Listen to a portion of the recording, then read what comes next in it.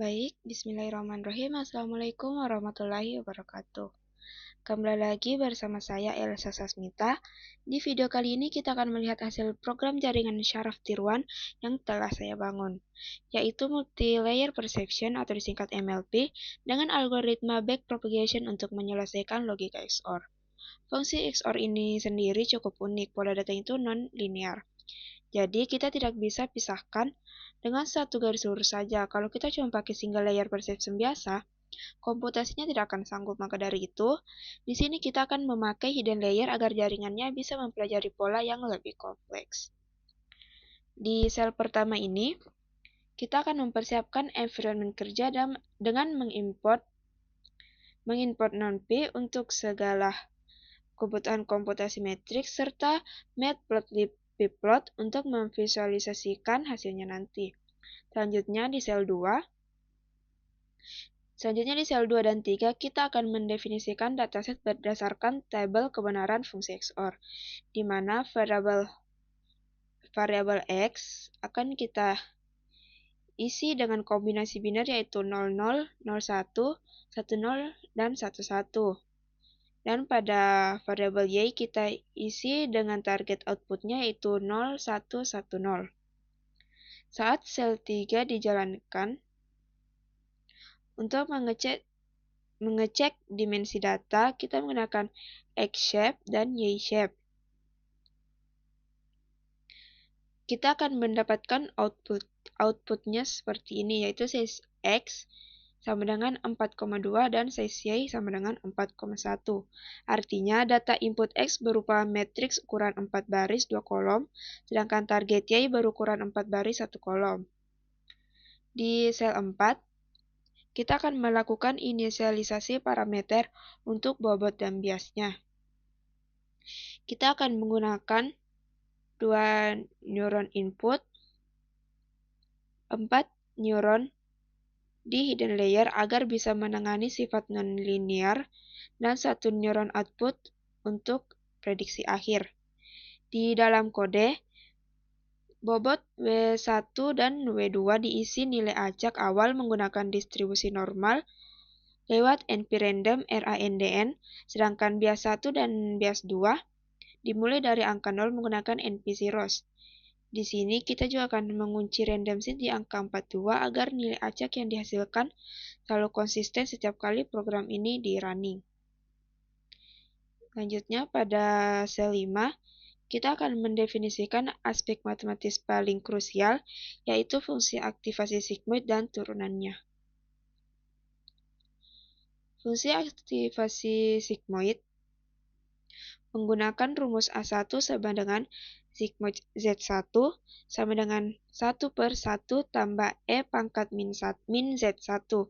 Fungsinya adalah untuk memetakan nilai linear jaringan menjadi nilai probabilitas antara 0 dan 1. Selain itu, kita mendefinisikan sigmoid derivatif X dengan rumus kalkulus.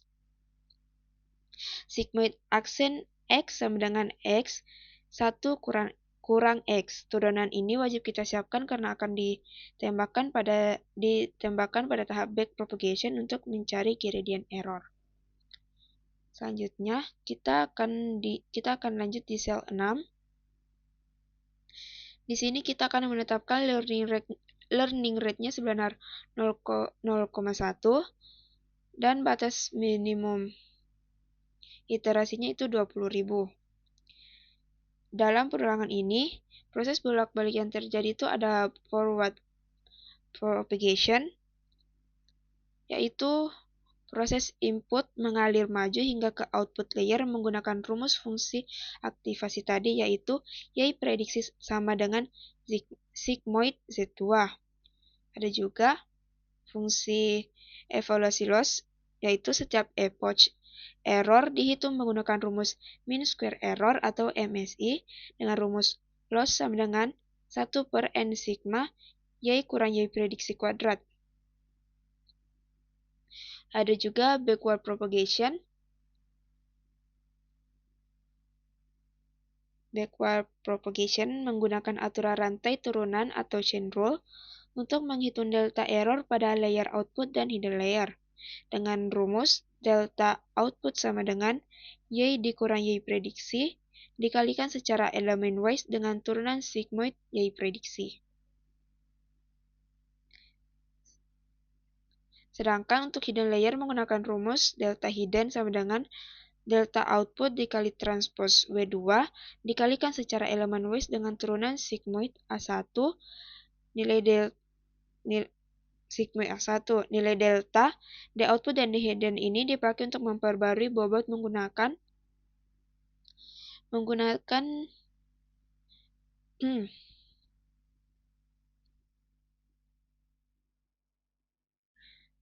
nilai delta di output dan di hidden ini dipakai untuk memperbarui bobot menggunakan aturan gradient descent. Di sini kita memasang kondisi early stopping. Jika loss sudah di bawah 0,01, perulangan langsung dihentikan.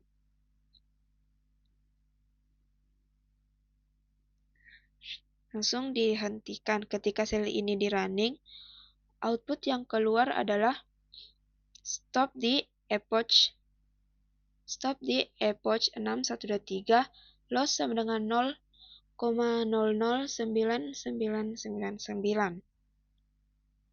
Ketika kita jalankan, ternyata programnya berhasil convergen dan berhenti di epoch 6123. Nilai errornya sudah berhasil ditekan hingga di bawah limit target yaitu 0,1, jadi tidak perlu diulangi sampai epoch 20.000. Selanjutnya pada sel ke-7 kita akan melakukan satu kali lagi forward propagation untuk menggunakan bobot optimal yang sudah diperbarui untuk menghasilkan keputusan biner yang tegas. Nilai probabilitas dikonversi menggunakan ambang batas 0,5, ambang batas yaitu thresholdnya 0,5 melalui rumus jika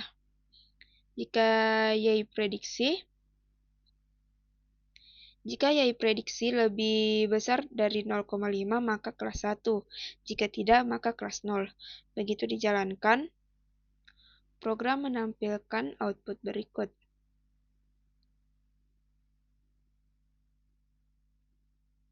Bisa kita lihat bersama, nilai probabilitasnya sangat mendekati target hasil. Seperti target asli seperti 0,07 yang mendekati 0 dan 0,90 yang mendekati 1. Hasilnya, output klasifikasi biner kita sama persis secara mutlak dengan target real fungsi XOR sehingga menghasilkan nilai akurasi 100%. Selanjutnya, di sel terakhir, yaitu sel 8, kita akan memvisualisasikan persebaran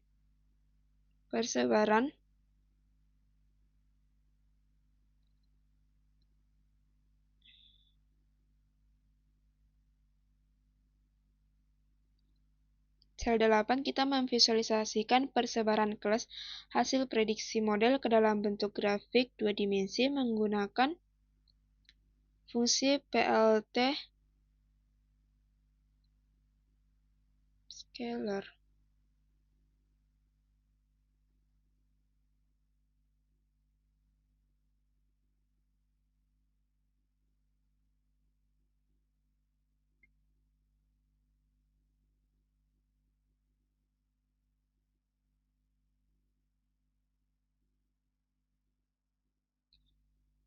Selanjutnya di sel 8 kita memvisualisasikan persebaran kelas hasil prediksi model ke dalam bentuk grafik 2 dimensi menggunakan fungsi PLT scatter. Data dengan hasil klasifikasi 0 digambarkan dengan simbol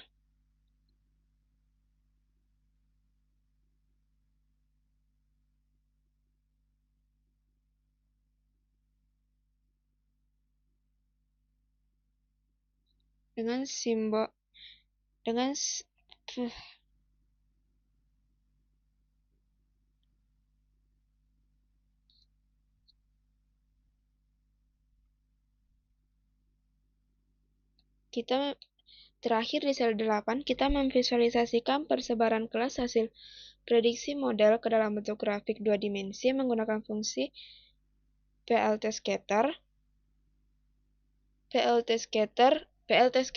Data dengan hasil klasifikasi 0 digambarkan dengan simbol lingkaran Merkur, sedangkan hasil klasifikasi 0 digambarkan simbol kotak.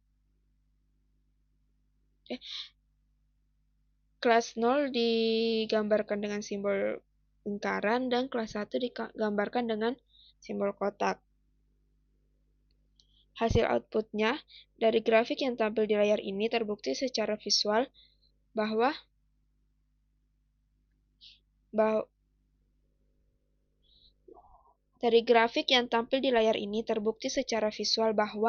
model multiplayer perceptron yang kita rancang telah sukses memisahkan titik koordinat kelas 0 dan kelas 1 secara non-linear dengan sangat rapi dan tepat sesuai karakteristik XOR.